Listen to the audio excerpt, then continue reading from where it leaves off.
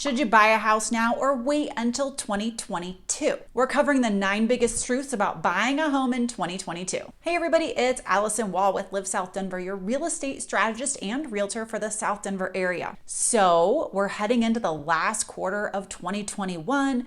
Winter, holidays, seasonal cool downs. So should you be waiting until 2022 to buy a house? 2021 has been one of the strongest years in the real estate market in recent history. So much of what has happened this year with the market was related to COVID and the pandemic. With so much work from home, the feeling of tighter quarters with everyone staying in the same four walls, the push for a bigger home, for more space, for living where you really love to live was on fire. There were a lot of city to suburb moves. A lot, and I mean a lot of folks moved up existing timelines. So Denver, for example, had been on their horizon. They've wanted to live in Colorado. They had plans for that, even looking at jobs down the road or a path to get promoted to a location here in Denver.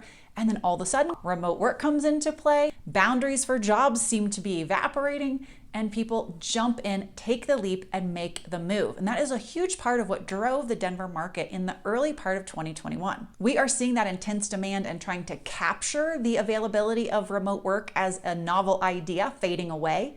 That's showing up as the market is slowing down a little bit. We're heading into fall. We're hitting our normal cycles of real estate as we head into this last quarter. So does that mean you should wait until 2022 to buy your house? Well, here are the pros to waiting until next year to get your house hunting underway. The odds are good we're gonna have more inventory. Inventory has been creeping up since summertime. We're adding 1.5 days of inventory each month. When we see a change like that, we are giving buyers more choice, more opportunity, and it does mean there's less of a feeding frenzy on each individual home. And so that means point number 2, as a pro, you may see a less competitive market in spring of next year. Now that's some crystal ball talk. I actually don't know. Sometimes here in Denver, we hit it right out of the gates like a racehorse, and January is off to an amazing start for sellers. This coming year, I'm not really sure yet.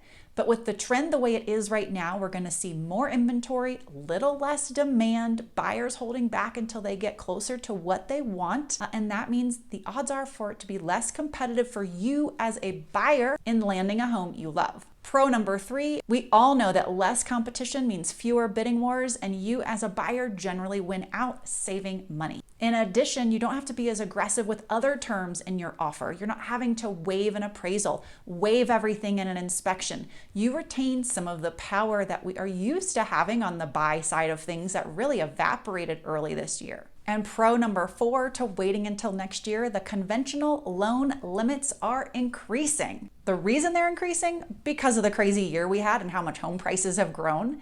But the conventional loan limit in Denver has been $596,850 to be exact, and it's going to jump up to $625,000. So you can take a loan out up to $625,000 and not be in a jumbo loan product. This is great news. It gives buyers so much more buying power. Okay, let's talk cons to waiting until next year. The first reason why you may not want to wait, home prices are expected to rise. They will continue going up. We see no stop in demand. We just see a shift in the intensity of demand. So this market's going to stay strong. The second reason you may not want to wait, inventory is expected to stay very tight in the marketplace. It may not take much of a shift or a swing to move things back in favor of a seller's market in an intense manner. Con number 3, home builders are moving away from their, what I would consider, fair pricing system and moving to a bidding war system. I do not like this among the builders, but we have no control over it. I think this is going to have ripple effects across the market as well. Whereas someone used to be able to go into a builder, sit with me, look at data, and we could really pinpoint the price range for their home. Once they got the lot they wanted, the floor plan they wanted, factored in upgrades, we really could pinpoint in a very tight range what that home was going to cost. Now that we're transitioning with so many builders toward a bidding system, you really don't know if there are 3 people that are wanting to bid against you and you're determined to have this lot, you're gonna be pouring out more money. In fact, one of the builders around here has lots that are going for $400,000. This is not a custom home.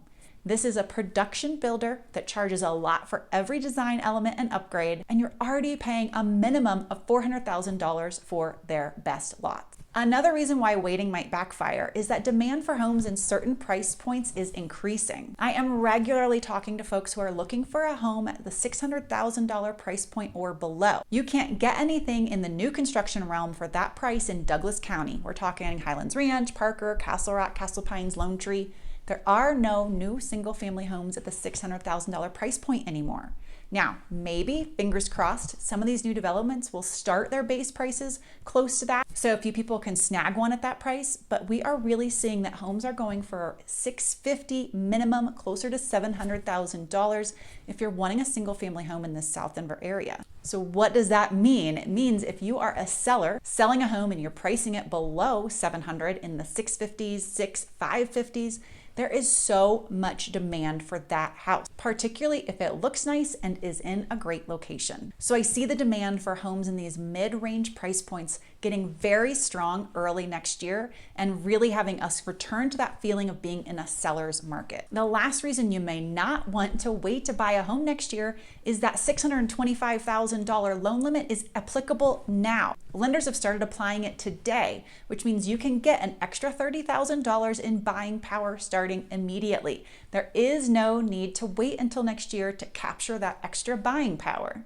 Now, anytime your loan limit goes up, you do have to bring more money to the table for closing costs, but here is an example of what that would look like. If you were putting 5% down on $596,850, your purchase power was $628,000. If you're putting 5% down at the $625,000 limit, your purchase power is $658,000. And the difference to you in down payment is about $1,500. That's it. One thing you might notice, we did not talk about mortgage rates. I put those in the neutral zone. No one really knows what they're going to be doing by next year.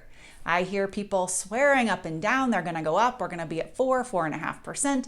I've been hearing that for over a year now. I have people saying absolutely hands down, rates aren't changing, we're going to stay in the threes. Well, we don't really know. There's a lot going on globally and here nationally, economically. Things could change quickly. So have I given you enough information for you to determine if you can or should buy now or next year? I know ultimately it really comes down to how much have you saved for your down payment?